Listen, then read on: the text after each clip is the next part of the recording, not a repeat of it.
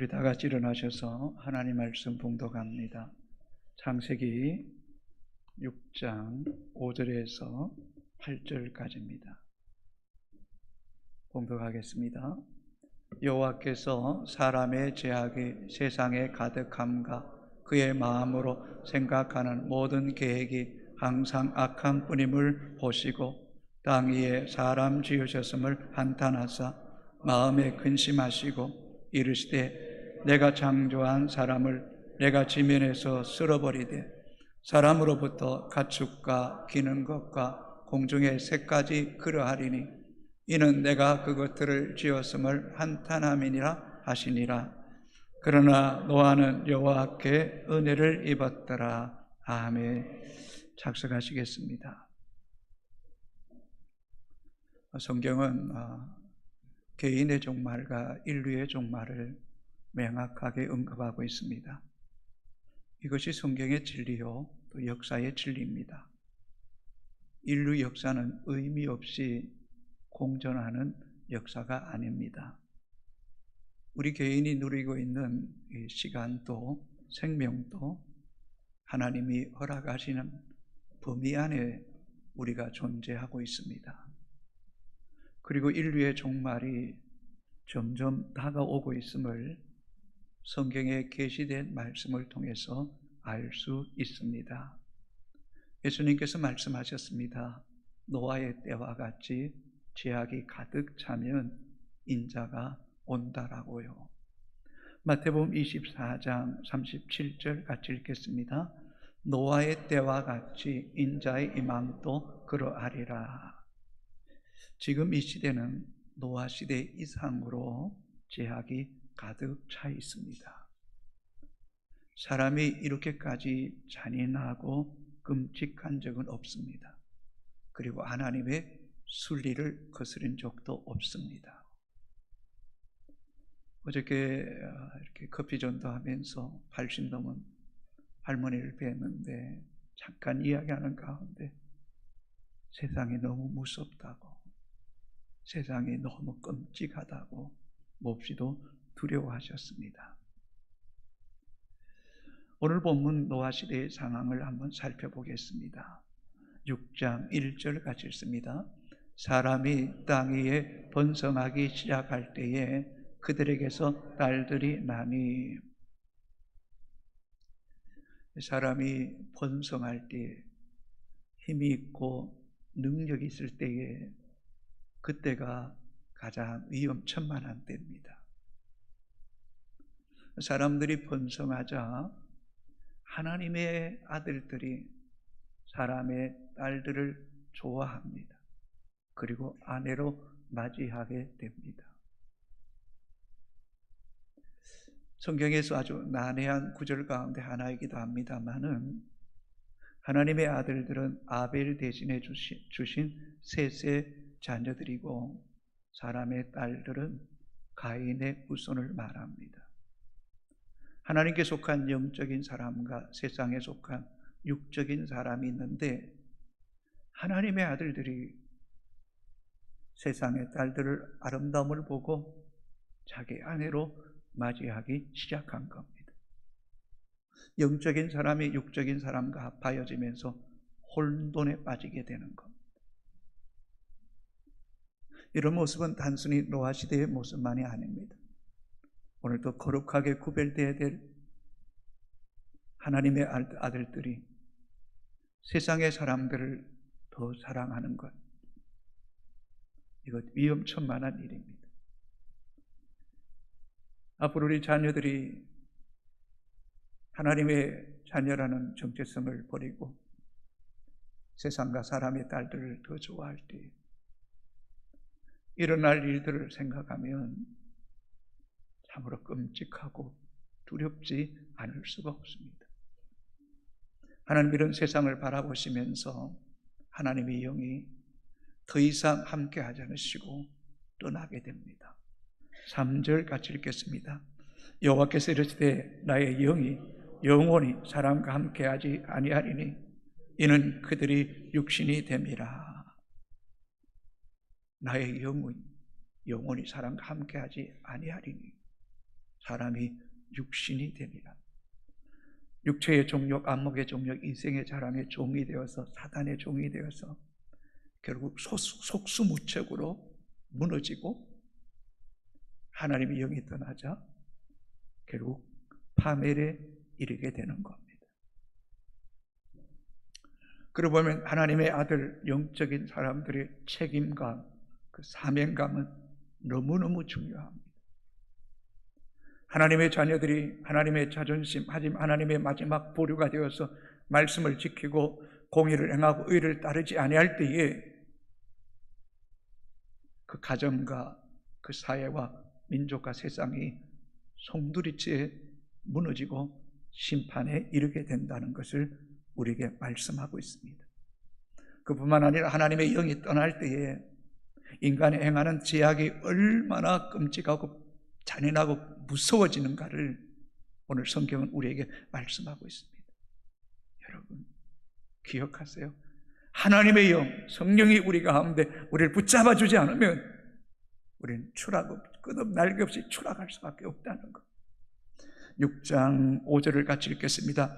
여호와께서 사람의 죄악이 세상에 가득함과 그 마음으로 생각하는 모든 계획이 항상 악할 뿐임을 보시고 사람의 죄악이 세상에 가득 차고 넘쳐서 폭발 직전에 있다는 겁니다. 13절을 같이 한번 읽어볼까요? 하나님이 노아에게 이르시되 모든 혈육 있는 자의 포악함이 땅에 가득함으로 곧 끝날이 내 앞에 이르렀으니 내가 그들을 땅과 함께 멸하리라. 혈육 있는 자의 포악함이 잔인함이 끔찍함이 땅에 가득하자 끝날이 이르렀고 결국에야 하나님이 세상과 땅을 멸하기로 작정하신 것입니다. 하나님의 이런 경고의 심판이 있었음에도 불구하고 인간은 돌이킬 의사가 조금도 없었다는 것. 어쩌면 이 시간 우리가 무수한 예배를 드리고 있지만 하나님 말씀을 듣지만 우리의 잘못된 습관과 악하고 음란한 것에서 조금도 돌이킬 의사가 없는 마음이 강팍하고 굳은 마음으로 예배하고 있다면 우리는 노아 시대와 똑같은 시대에 살고 있다는 것을 인지해야 됩니다. 6장 5절 같이 읽습니다. 하반절입니다. 마음으로 생각하는 모든 계획마저 항상 악한 뿐임을 보시고 사람들의 마음과 생각이 죄악에 깊이 오염되어 있습니다. 물들어져 있습니다. 그래서 온갖 죄악을 조금도 끄리낌 없이 스스럼 없이 행하고 있다는 것입니다.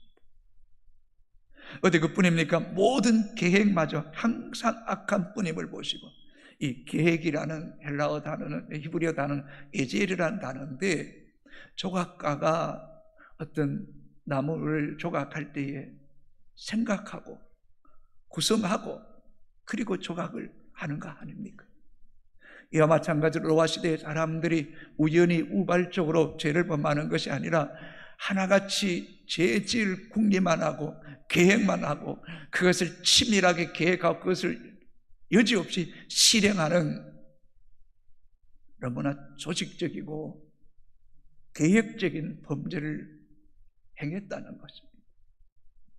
다시 말하면 인간의 마음과 생각과 계획 자체가 악함에 깊이 물들어져 있었다는 겁니다. 회복 불가능한 상태에 빠져 있었다는 겁니다. 그래서 6장 5절에 이렇게 해서 여호와께서 그리고 마지막에 보시고라고 기록하고 있습니다. 하나님은 세상이나 사람을 절대로 경솔하게 판단하는 분이 아닙니다. 하나님은 주목하시고 불꽃 같은 눈을 감찰하시고 또 감찰하셔서 사람들의 모든 그 생각과 계획하는 것이 항상 악한 뿐임을 이제는 보셨다는 것입니다. 판단하셨다는 것입니다. 그 결과 6장 6절에 이렇게 기록하고 있습니다. 같이 읽습니다. 땅 위에 사람 지으셨음을 한탄하사 마음에 근심하시고 사람 지었음을 후회하시는 거예요. 탄식하는 거예요. 슬퍼하는 거예요. 근심하는 거예요. 때로는 자녀들을 키우면서 자녀들이 잘못된 길로 가고 그것을 책망해도 깨닫지 못하고 그것이 마땅히 해도 될 것처럼 고집을 부리고 억지를 부릴 때면 부모의 가슴이 막 타들어가는 거죠. 여호와께 세상을 보시니 사람들의 그 마음과 생각하는 계획이 항상 악한 뿐임을 보시자 하나님이 후회하며 탄식하며 슬퍼하며 근심하고 있는 이 모습, 어쩌면 오늘 이 시대를 살아가는 목사를 바라볼 때, 여러분을 바라볼 때 하나님이 한탄하시고 근심하고 슬퍼하고 있는 것은 아닐까 하는 생각을 해보지 않을 수가 없습니다. 우리가 하나님을 예배하고 하나님을 사랑한다고 고백하지만 우리의 삶의 현장 속에서 정말 우리가 사랑하고 우리의 마음과 생각을 빼앗아가는 것이 뭐냐 말입니다.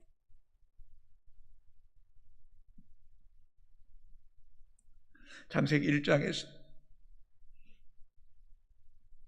하나님이 천지를 창조하시면서 하루하루 창조의 사역을 마치시고 보시기에 좋았더라, 토부, 선하다, 기뻐하다, 행복하다 하셨는데 마지막 날에는 보시기에 심히 좋더라, 대단히 크게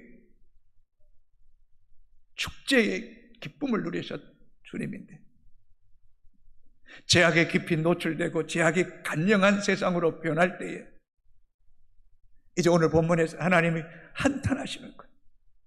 슬퍼하시고 근심하시는 하나님 아버지의 마음이 얼마나 아파시겠냐는 거죠. 11절 12절 다시 읽겠습니다. 그때에 온 땅에 하나님 앞에 부패하여 포악함이 가득한지라. 하나님이 보실 적 땅이 부패하였으니 이는 땅에서 모든 혈육인 자의 행위가 부패하였습니다. 그때에 온 땅이 하나님 앞에 부패한 것, 서거진 것, 문드러진 것, 냄새나는 것, 죄악으로, 포악함으로, 잔인함으로 가득한 거예요. 하나님이 땅을 보신 적, 하나님 또 보시고 또 보시는 거예요. 땅이 부패하고 이는 땅에서 혈육 있는 자의 행위가 하나같이 선한 것이 없고 악하고 이기적이고 육체의 욕망의 노예가 되어 살아가는 모습, 이것을 바라보시는 하나님이 얼마나 고통스럽겠냐는 거예요. 공의로우신 하나님, 의로우신 하나님 보실 때에 포악함으로 가득 차고 불의함과 음란함으로 가득 찬 이 세상을 볼 때에 하나님이 지금 탄식하는 거예요. 죄는 힘이 있습니다. 죄는 연약한 우리의 죄성을 잡아당깁니다. 죄는 중독성이 있으면 한번 보면 또 보고 싶고, 술을 마시면 또 술을 마시고 싶고, 도박에 빠지면 또 도박에 빠지고, 음란함에 빠지면 또 음란을 쫓아가고, 이 죄의 전염성, 코로나19 바이러스처럼 지금 전 세계는 이 죄의 전염이 되어서 하나님의 진노의 심판이 미치고 있음에도 불구하고 조금도 개의치 않고 노아 시대처럼 먹고 마시고 시집가고 장가가는데 혈안이 되어 있는 이 시대, 우리 주님이 탄식하고 계시는 것입니다. 지금 노아 시대를 뛰어넘는 만큼 죄악으로 온 세상이 가득 차 있습니다.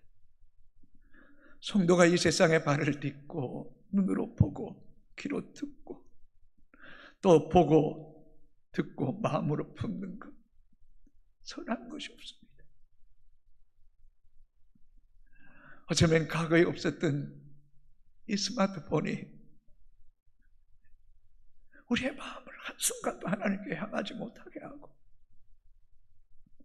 이런 세상의 것에 빠져 있을 때 그제서야 뭔가 심리적 안정을 누린다면 우리는 세상에 중독되어 있는 것과 다를 바 없습니다. 이런 우리의 그 완악함과 포악함과 이 굳어진 마음에 하나님 말씀이 작용하지 못하는 것, 예배는 드리는데 하나님 말씀이 튕겨져 나오는 거죠.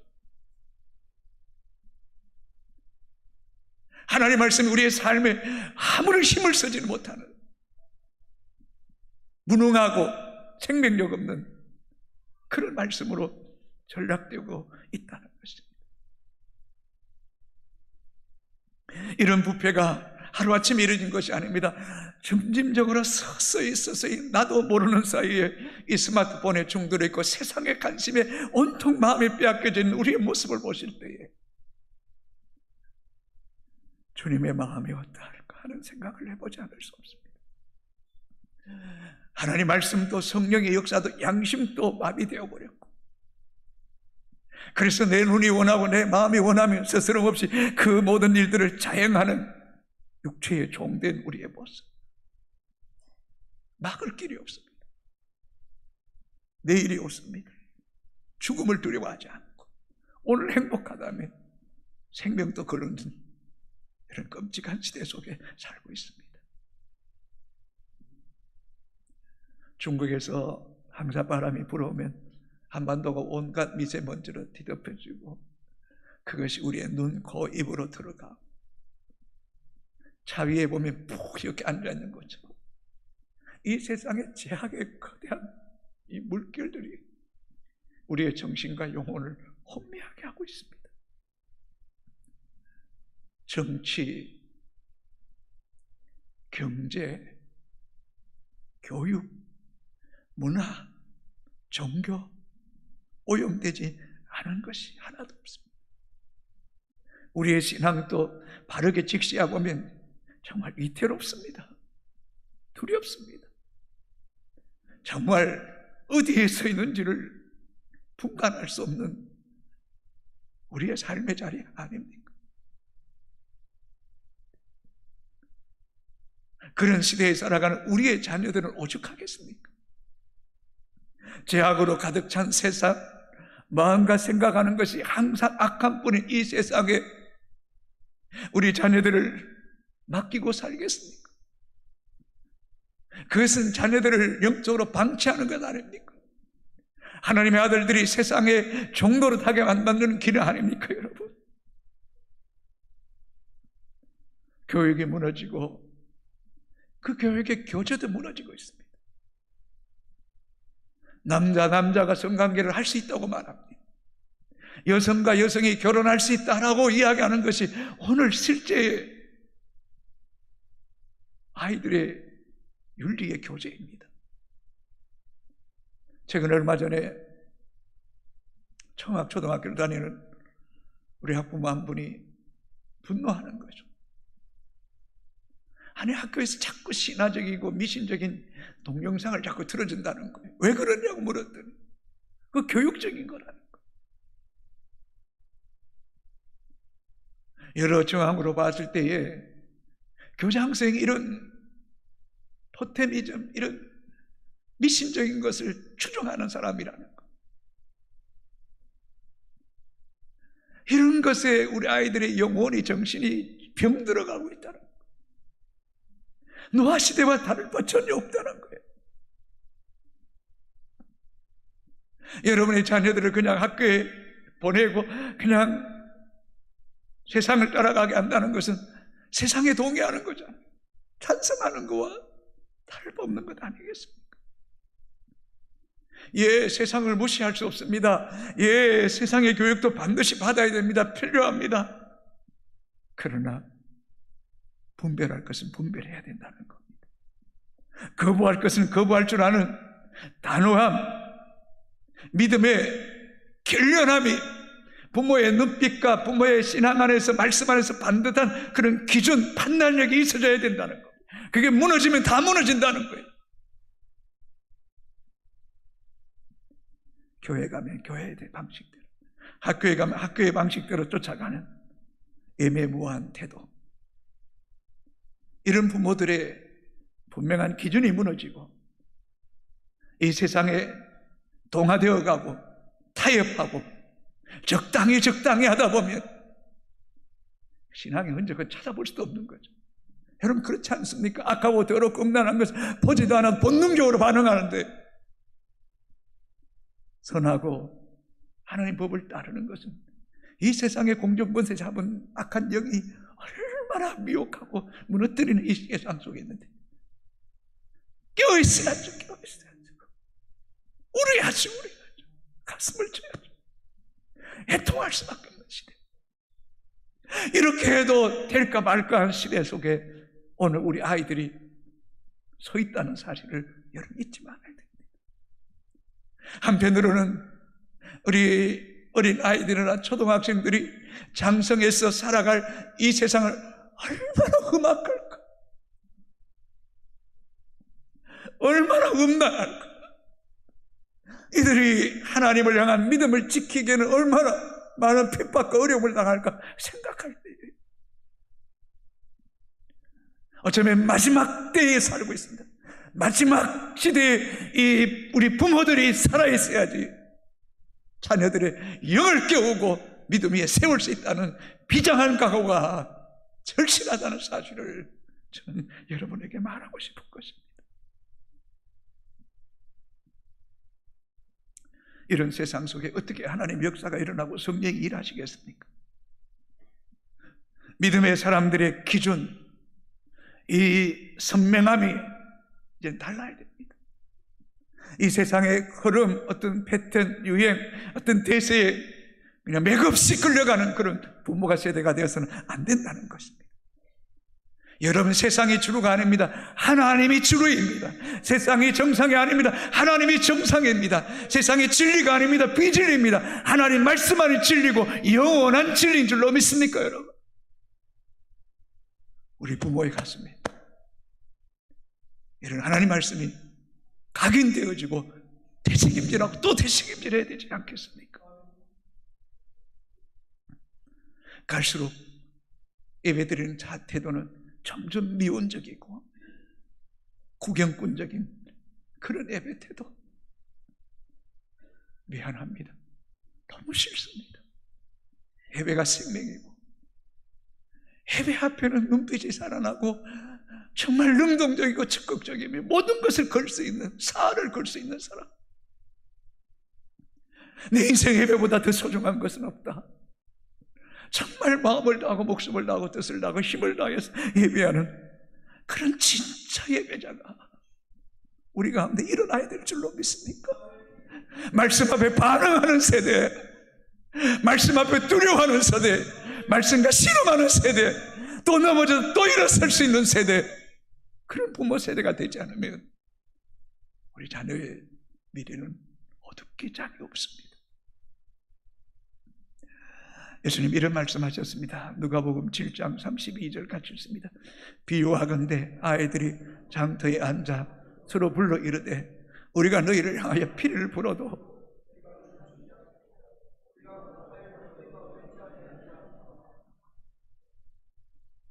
오늘 아무리 찬송을 불어도 감각이 없고 애통하며 곡하여도 아무도 울지 않는 시대,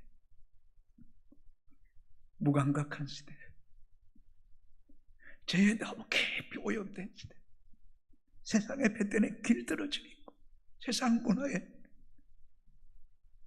맞들여져서 영적인 입맛을 잃어버린 세대, 정말 달고 오묘한 말씀, 생명의 말씀, 살리는 말씀, 복된 말씀, 길과 진리신 그 말씀, 그 말씀의 맛을 소위 꿀보다 더 다르다. 우둔한 자를 지혜롭게 하고 눈먼 자를 보게 하시고 우리의 영적인 눈을 열어주는 이 말씀. 때로 핸드폰을 볼 때마다 찔림이 있어야죠. 내가 말씀 읽어야지, 내가 핸드폰, 내가 기도해야지, 깨어 기도해야지. 때로는 그것을 내팽개치고, 때로는 성전을 오든지 산을 올라가든지 길을 걷든지 이런 영적인 몸부림이 있을 때에 하나님은 우리 가운데 일하시는 역사가 있게 될 줄로 믿습니다. 로마서 12장 2절에 이렇게 기록합니다. 같이 읽겠습니다. 너희는 이 세대를 본받지 말고 오직 마음을 새롭게 함으로 변화를 받아 하나님의 선하시고 기뻐하시고 온전한 뜻이 무엇인지 분별하도록 하라. 아멘입니까? 이 세대를 본받지 말라는 겁니다. 이 세상의 어떤 형태, 그 어떤 풍토, 이 패턴, 유행을 좀 본받지 말라는 거예요. 레저 문화, 여가 생활을 즐기고, 예, 그게 잘못됐다고 이야기하지 않습니다. 그게 주가 되어서는 안 된다. 그게 하나님 말씀보다 앞서서는 안 된다는 거, 앞서서는 안 된다. 진짜 자녀들에게 여가 생활이 뭡니까, 여러분? 캠핑입니까? 여행입니까? 먹고 마시는 겁니까? 진짜 자녀들의 영혼을 살리는 게 뭐냐는 말입니다. 이 세대를 본받지 말고 오직 성령 안에서 늘 마음을 새롭게 함으로, 말씀 안에서 늘 마음을 새롭게 함으로, 예배 가운데, 기도 가운데, 말씀 가운데 늘 마음을 새롭게 함으로 하나님의 선하시고 기뻐하시고 온전한 뜻을 분별하고 그것을 붙잡고 그것을 향해 달려갈 수 있는 사람, 그런 말씀이 내 영혼에 부딪힐 때마다, 오 하나님, 내 자녀들 어떻게 해야 됩니까? 내 새끼들 어떻게 해야 됩니까? 하나님의 아들들이 사람의 딸들과 연합해 가고 있습니다. 하나님의 영이 떠나 영령이 버림받을까 두렵습니다. 하나님 살려주옵소서. 불쌍히 여겨주시옵소서. 하나님 만져주시옵소서. 하나님 언제입니까? 돌이키게 하여 주시옵소서. 이 기도가 이 교회 안에 터져나오게 되기를 주님의 이름으로 축복합니다. 하나님 뜻은 높고 위대합니다. 하나님 뜻은 완전합니다. 우리를 의의 길로, 생명의 길로 인도하는 줄로 믿습니까, 여러분? 매일 세상을 등지셔야 됩니다. 세상 등지고 십자가 보내. 세상 등지고 십자가. 주님 뜻대로 살기로 했네. 주님 뜻대로 살기로 했네.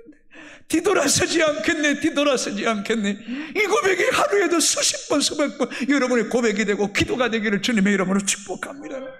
아멘입니까, 여러분?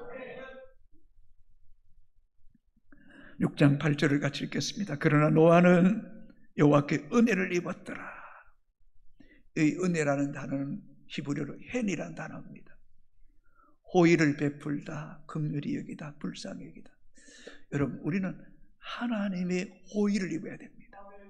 하나님의 사랑과 친절함과 따뜻한 배려, 하나님의 사랑과 하나님의 친절함과 하나님의 우리를 향한 배려와 보살핌과 인도함을 받는 것, 이게 복이에요. 이게 가장 행복하죠. 그 다음 보십시오. 입었더라 라는 히브리어 마차, 발견하다, 깨닫다, 획득하다. 깨달아지는 것, 발견해져. 매일매일 깨달아지고 발견하고 그걸 붙잡는 거죠. 하나님 살아계심을 부정할 수가 없고, 하나님 말씀이 진림이 너무나 틀림없고, 하나님이 내 삶의 모든 시간 영역마다 간섭하시고, 때로는 내가 생각하기만 해도 하나님이 하시고 필요를 공급해 주시는 것. 여러분, 좀 이상하게 들릴지 모르겠지만 한 2주 전인데 이 부분에 마치고 너무너무 시장한 거예요. 야, 어떡하나, 허기지겠는데. 누가 똑똑 두드리는데 아주 맛있는 쑥떡을 가지고 오셨더라고요. 하나님, 웬 까마귀가 이렇게 또 먹이를 갖다 주십니까?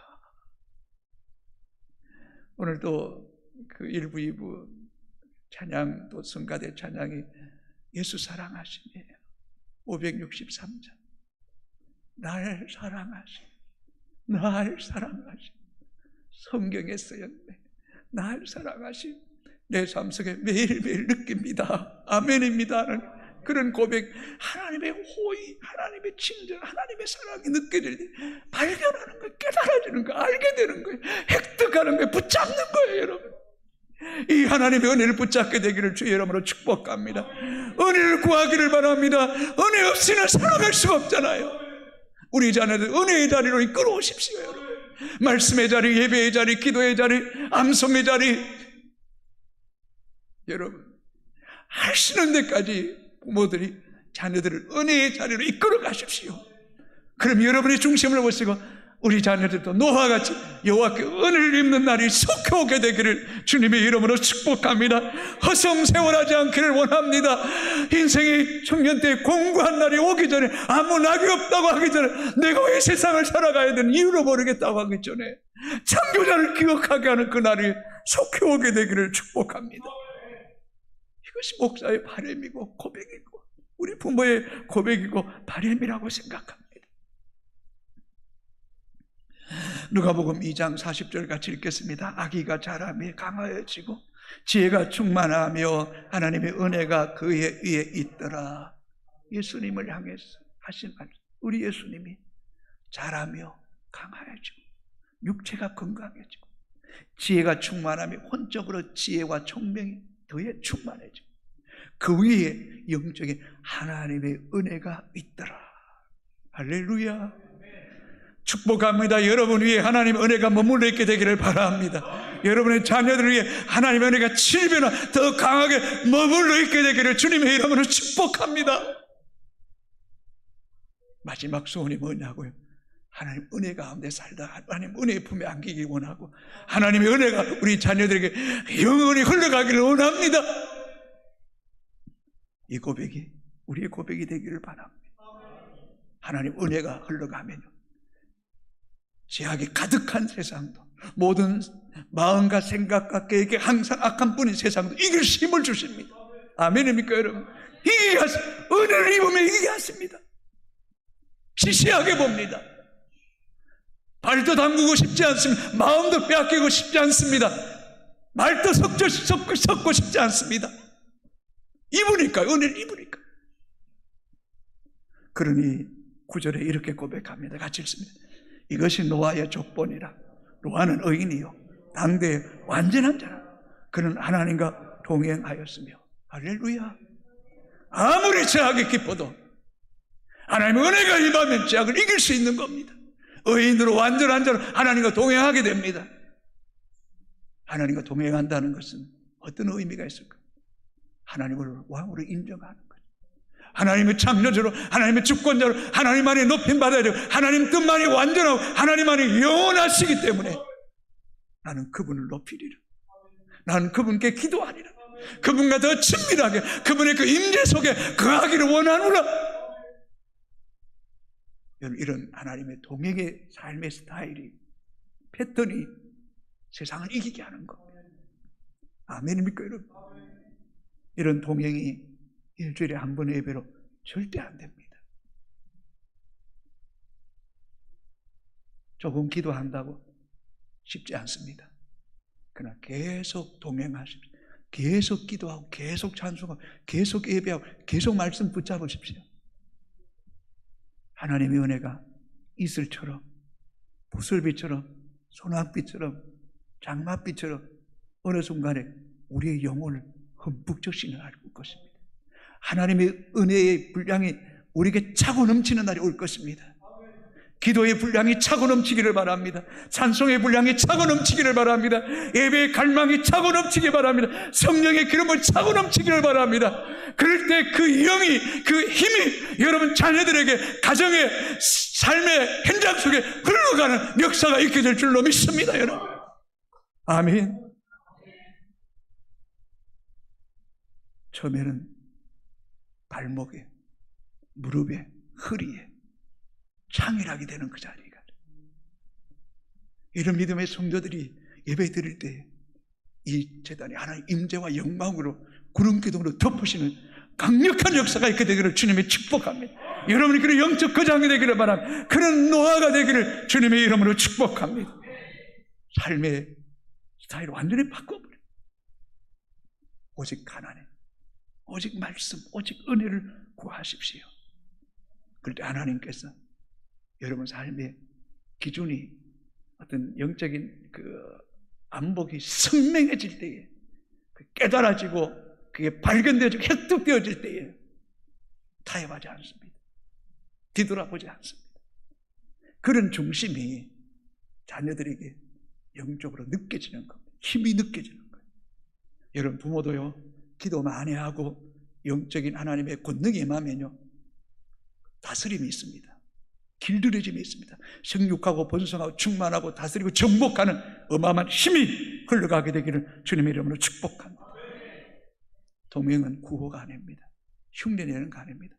하나님이 제일 싫어하는 게 흉내내는 거죠. 바리새인들이 그저 긴 옷 입고 그저 금식하고 그저 11조 드리고 막 겉으로는 성전에 껍데기 기도하고 시장에서 기도, 그거 긴 껍데기잖아요. 해칠 안 묻습니다. 겉으로는 막 해칠해서 깨끗한데 속에 보면 썩어가는 송장이라 독사의 새끼들은 거예요. 실제가 돼야 돼요. 말씀이 육신이 돼야 되는 거예요. 기도가 우리 삶이 되는 거예요. 하나님이 매사에 너는 범사에 그를 인정하라. 그러면 내 길을 지도하시려고 말씀했던 것처럼 여러분, 우리의 영혼을 쥐어짤 때 하나님밖에 드러나는 것이 없고 예수 보혈의 피가 흘러가는 은혜가 있게 되기를 주님의 이름으로 축복합니다. 그럴 때 보세요. 노아에게만 하나님의 말씀이 들려오잖아요. 노아야, 내가 이 세상을 멸할 것이다. 방주 준비해라. 창조과학에 의하면 그때까지는 비를 내린 적이 없대요. 홍수를 본 적도 없대요. 그것도 산 위에서 배를 지어라. 하나님과 동행하니까, 하나님과 친밀하고 하나님 안에서 함께 사니까요. 하나님의 말씀이 믿어질수록 깨달아지고 획득되어지고 발견되어졌는데요. 다 정신 나간 사람이라고 손가락질할 때도 120년 동안 한결같이 방주 지었어요. 누구를 위해서요? 노아 자신을 위해서. 노아의 온 가족을 위해서. 지면에 있는 모든 육체를 40주야 물로 통해서 심판하셨습니다. 이게 다 증명된 거잖아요. 아라산이나 높은 산에 가보십시오. 조개 하석이 나오고 그 지층의 그 물의 변화가 선명하게 새겨지는 것이 역사적 사실이잖아요. 이 부정 못하잖아요. 여러분이 주릅니다. 여러분이 진리입니다. 다니엘이 아무리 그렇게 모함해도 하나님이 다니엘 중심으로 요셉 중심으로 역사를 움직이잖아요. 그리고 보세요. 모든 인류가 있는 생명체를 다 멸하는 위에 노아의 가족의 시대가 찾아온 거죠. 제2의 조상이 되고 새 시대, 새 역사의 주역으로 하나님께서 노아의 가정을 들어서시잖아요. 여러분, 한 사람으로 충분히 일하시는 하나님, 온 세상의 멸에도 한 사람으로 새 역사를 이루어 가시는 하나님, 여러분, 이런 믿음의 배짱이 우리 안에 있기를 바랍니다. 이런 믿음의 담담이 있기를 바랍니다. 이 길밖에 없습니다. 또 다른 길이 없습니다. 사드락, 메삭, 아벳느고, 느부갓네살 왕이 세운 신상에 절하지 않는 것 때문에 평일보다 7배나 뜨거운 불물이 던져져도 그리 안해하실지는 나는 하나님 섬기겠습니다. 거꾸로 세상을 사는 사람, 사자굴에 던져져도 전에 하던 대로 기도하는 그 사람, 그런 뜻을 정할 때에 하나님은 느부갓네살 왕, 벨사살 왕, 다리오 왕, 고레스 왕, 그 시대에 다 하나같이 다니엘을 곁에 두기를 원했던 사람들 아닙니까? 순회 선교사로 사역하는 그 김용희 선교사, 복음이 왜 다다, 복음이 다냐, 복음이 다다 외쳤던 그 선교사 여러분 아시지 않습니까? 그분에게 자녀가 5명 있습니다.